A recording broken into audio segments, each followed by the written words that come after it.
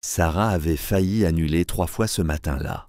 À 58 ans, elle s'était convaincue que les rendez-vous à l'aveugle étaient faits pour les plus jeunes, pour ceux qui croyaient encore au nouveau départ. Mais sa sœur Emma avait été si insistante, si certaine que ce père veuf nommé Michael était parfait pour elle, que Sarah avait fini par céder. Elle arriva au café Douillet avec 15 minutes d'avance, les mains légèrement tremblantes en lissant son blazer gris. À travers les vitres givrées, elle voyait tomber les premiers flocons de neige de décembre. L'endroit sentait la cannelle et le café, lui rappelant les hivers d'autrefois. Michael entra pile à l'heure. Il était bel homme, d'une manière discrète, avec des yeux bienveillants et cette douceur qu'on ne gagne qu'après avoir affronté de vraies tempêtes dans la vie.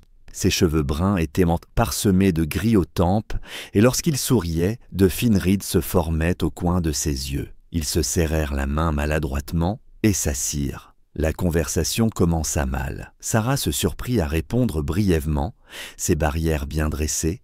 Michael paraissait distrait, consultant sa montre à 2 reprises pendant les 20 premières minutes.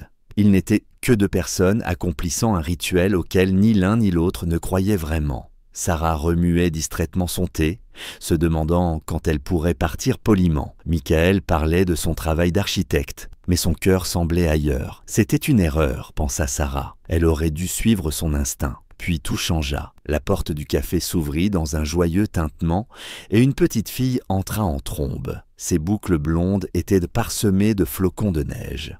Elle ne devait pas avoir plus de 6 ans, vêtue d'un manteau rose et de bottes blanches. Derrière elle, une baby-sitter adolescente, paniquée, tentait de la rattraper tout en s'excusant auprès des clients. Les yeux de l'enfant balayèrent la salle avec une détermination farouche jusqu'à ce qu'ils se posent sur leur table. Son visage s'illumina d'un émerveillement pur, comme si elle venait d'apercevoir quelque chose de magique. Elle marcha droit vers Sarah, ignorant complètement son père. « C'est toi », murmura la petite fille d'une voix remplie d'admiration. « Tu es la dame de l'histoire préférée de papa. » Sarah cligna des yeux, confuse. Le visage de Michael devint livide, sa tasse de café suspendue à mi-chemin de ses lèvres. « Lily, ma chérie » commença-t-il, mais sa fille était déjà montée sur la chaise à côté de Sarah, scrutant son visage avec cette concentration intense que seuls les enfants possèdent. « Tu as des yeux gentils » dit Lily d'un ton assuré, comme papa l'a dit, « et tu portes du gris. »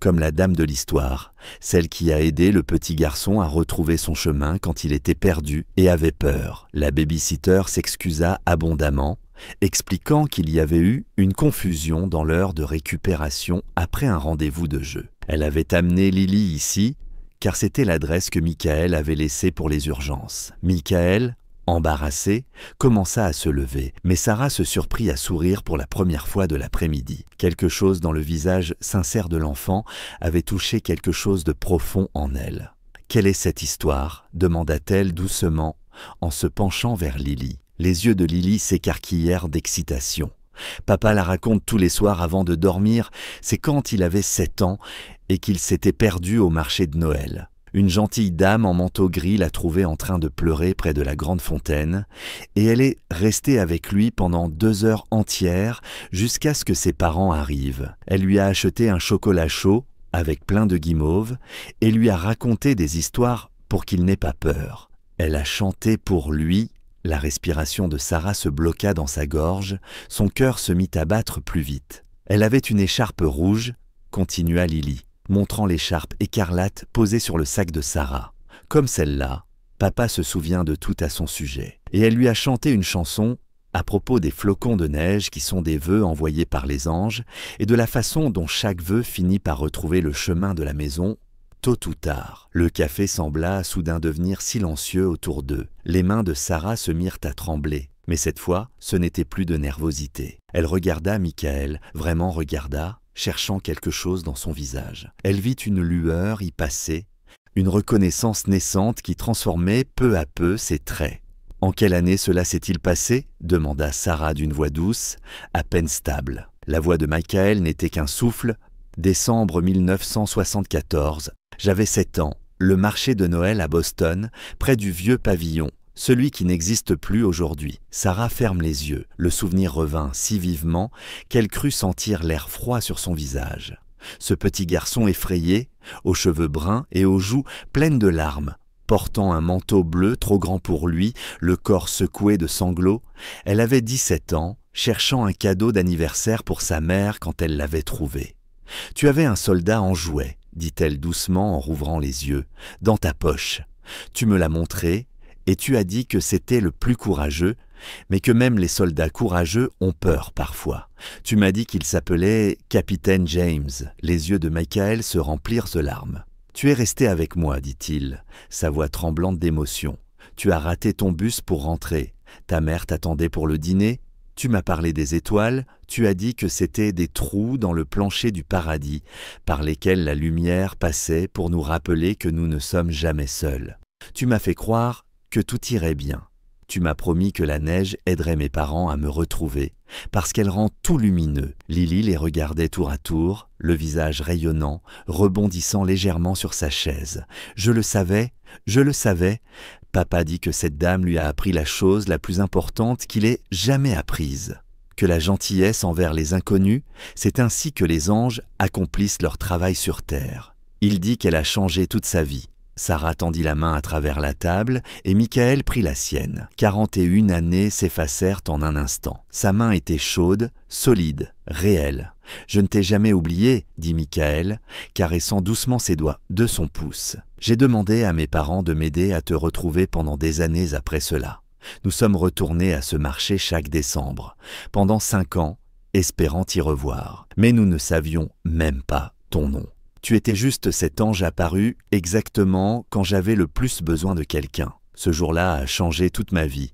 Il m'a appris quel genre de personne je voulais être et comment je voulais élever mes enfants un jour. Je repense parfois à ce jour, avoua Sarah, les yeux humides à son tour, surtout à Noël. Je me demandais si tu allais bien, si tu avais grandi heureux et en sécurité, si tu te souvenais.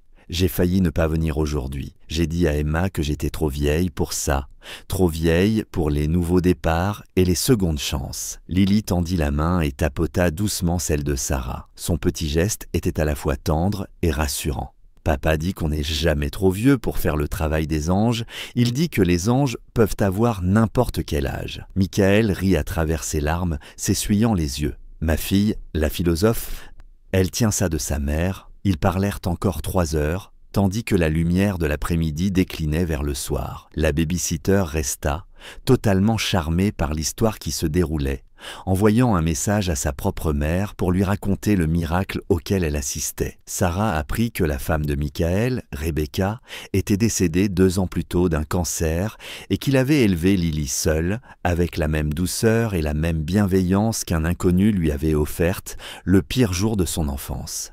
Michael apprit que Sarah ne s'était jamais mariée, qu'elle avait passé 40 ans à enseigner à l'école primaire, offrant à des centaines d'enfants ce qu'elle avait donné jadis à un petit garçon effrayé. Elle avait touché tant de vies, sans jamais imaginer qu'une en particulier avait porté son souvenir comme une bougie traversant les décennies.